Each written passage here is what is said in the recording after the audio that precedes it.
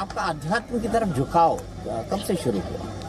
बचपन काल से हमारे दादा गुरुजी ये जो मंदिर है भगवान महादेव का, इसके बगल में झोपड़ी बना कर रहते एकदम साथी, तो लगभग 6-7 वर्ष की अवस्था से।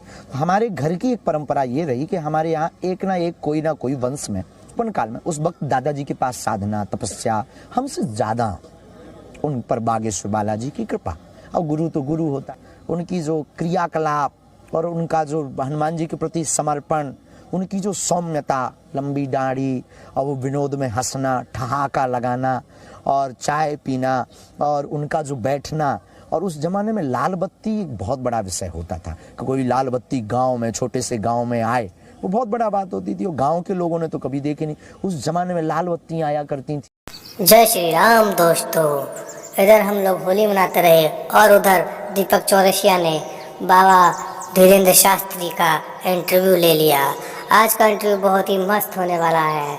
अगर आप लोग चैनल पर नए हो तो चैनल को सब्सक्राइब कीजिए, लाइक कीजिए, कमेंट कीजिए और देखिए क्या क्या बातें हुई। तो चलो ये शुरू। तो आओ यार शुरू करते हैं बिना किसी डेडिकेशन के। आपका अध्यात्म की तरफ झुकाव कब से शुरू हुआ? बचपन काल से हमारे दादा गुरुजी ये जो मंदिर है भगवान महादेव का, इसके बगल में झोपड़ी बना कर रहते एकदम सामने। एक जंगल जैसा, एक बाग जैसा था, वहाँ दादा गुरुजी रहते थे, झोपड़ी बना कर रहते थे। बचपन में यही सामने हमारे पिताजी के नाम से थोड़ी सी खेती थी, लगभग 1 एकड़। पिताजी यहाँ पर रोज आते थे, लगभग 6-7 वर्ष की अवस्था से। तो हमारे घर की एक परंपरा ये रही कि हमारे यहाँ एक ना कोई वंश में यहाँ सेवा करता है पुजारी के रूप में। तो दादाजी थे, दादाजी सेवा करते थे। तो हम बचपन काल में, उस वक्त दादाजी के पास साधना तपस्या हमसे ज्यादा, उन पर बागेश्वर बालाजी की कृपा। और गुरु तो गुरु होता है, लघु तो लघु होता है। तो हम रोज आते थे। दादा गुरुजी की जो एक्टिविटीज, उनकी जो क्रियाकलाप और उनका जो हनुमान जी के प्रति समर्पण, उनकी जो सौम्यता, लंबी दाढ़ी और वो विनोद में हंसना, ठहाका लगाना और चाय पीना और उनका जो बैठना।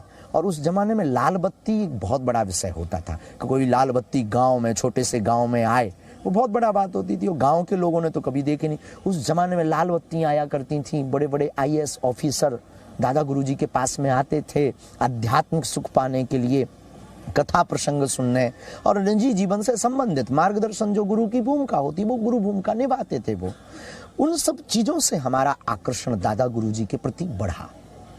उस समय परिस्थितियां हमारी विचित्र थीं, बहुत दीनहीन परिस्थिति थी। पिताजी उतना कुछ करते नहीं थे, कर्म कांड से उतना भरण पोषण। फिर कुछ दिनों बाद पिताजी ने कर्म कांड भी विराम कर दिया। अब और परिवार में उठापटक हो गई। उठापटक का मतलब भोजन की व्यवस्था भी ठीक नहीं। तो इसी गांव में हम भिक्षा कर लेते थे, ब्राह्मण होने के नाते। भिक्षा में जो मिलता था उससे परिवार का भरण पोषण होता था और परिवार हमारा चलता था। तो बहुत मन में दुख बना रहता था। लोग कहते थे कि आपके दादाजी तो बहुत सिद्ध हैं, वो कुछ भी बता देते हैं। ऐसे गांव के लोगों में मान्यता थी। और वो पुजारी भी, तो बात भी सत्य थी, उसमें कोई किंतु परंतु भी नहीं था। एक दिन हम भी 9-10 साल, थोड़ा सा होश, तो घर की वो परिस्थिति, वो छोटा सा कमरा, वो भी कच्चा कमरा, वो भी वो माँ की एक साड़ी पहने देखना, हमसे छोटी एक बहन, हमसे छोटा एक भाई, और उनकी पढ़ाई के लिए त्योहार आ जाए तो हम उनको भोजन भी नहीं करवा पाते थे और वो ठीक से कपड़े भी नहीं पहनते थे। और बच्चे बहुत खुशियाँ मनाते थे त्योहारों पर। उनको देख कर के एक मन ही मन, एक जो बड़े होने के नाते, हम घर में बड़े थे, पीड़ा हुई। और ये भी ईश्वर की एक कृपा थी।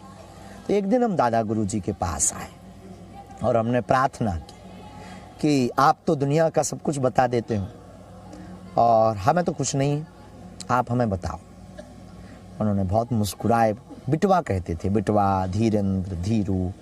और उन्होंने चाय पिलाई, जूठी चाय वो हमको पिलाते। एक बहुत आश्चर्य की बात थी कि हम 10 भाई हैं ताऊ चाचा के मिलाकर, और लगभग एवरीडे हाजिरी, मतलब आना सबका, क्योंकि बाकी चाचा लोगों का खेत भी यही था और दादा गुरु के प्रति सबका सम्मानीय भाव था।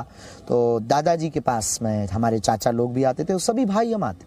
लेकिन जूठी चाय पिलाना हम 10 भाइयों में वो हमको ही बुला कर देते थे। एक आश्चर्य था, कौतुक था। गुरु की दृष्टि तो बहुत अपार होती, तो वो शायद कुछ देख पा रहे थे।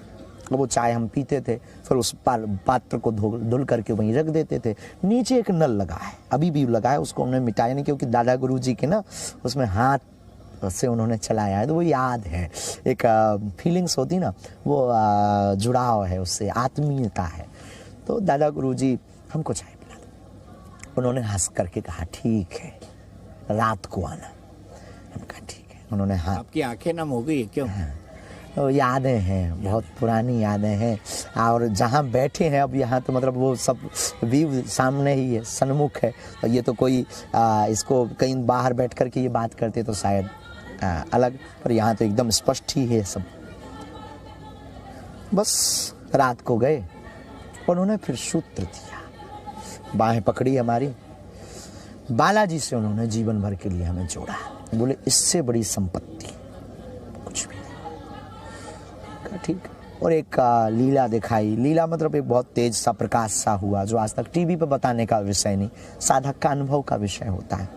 हम चले आए, लेकिन हम आपकी तरह ही थे, जो आप लोगों को कई बार होता है। हमें भी लगा कि बस उन्होंने चमत्कार दिखा दिया, बताया नहीं कि हमारी गरीबी कैसे हटेगी, संपत्ति नहीं बताई कि गड़ा हुआ धन बता दें, हीरा बता दें, हमारे पन्ना में हीरा बहुत पाए जाते हैं, ठीक है। पर उस वक्त होश नहीं था कि गुरु ने क्या संपत्ति दे दी जो कभी खर्च नहीं होनी, उस परमात्मा की भक्ति नहीं। बस दिन बीतते गए, आभास होने लगा, फिर अनुभव होने लगे, फिर कोई सामने आता है तो फिर जो है उसकी ये ऐसा बोलेगा, ऐसा मन में आने लगा, लेकिन संकुचित भाव में हम कह नहीं पाते थे। लेकिन वो आके बताता था कि हमारा नाम ही, तो हमें लगता था यार ये तो हमें पता था, हमने क्यों नहीं पहले कह दिया। हमने गुरुजी को भी बताया, वो बहुत हंसे, उन्होंने कुछ उपाय बताए, हनुमान चालीसा पढ़ो, विधान बतलाए, उनको किया। फिर साधना की, तपस्या की, हवन किया, उनकी सेवा खूब की। फिर 2010 में उनका काशी वास हो गया। 2 साल के लिए फिर और बड़ा धक्का लगा, क्योंकि अब हमारा जुड़ाव घर से कम, उनसे ज़्यादा। आंखों की नमी अब रुक नहीं रही है महाराज जी। बहुत ज़्यादा प्रेम था हमारा, फिर वो जुड़ाव हमारा उनसे बहुत ज़्यादा हो गया, बहुत ज़्यादा। फिर बस काशी में उनको इच्छा मृत्यु।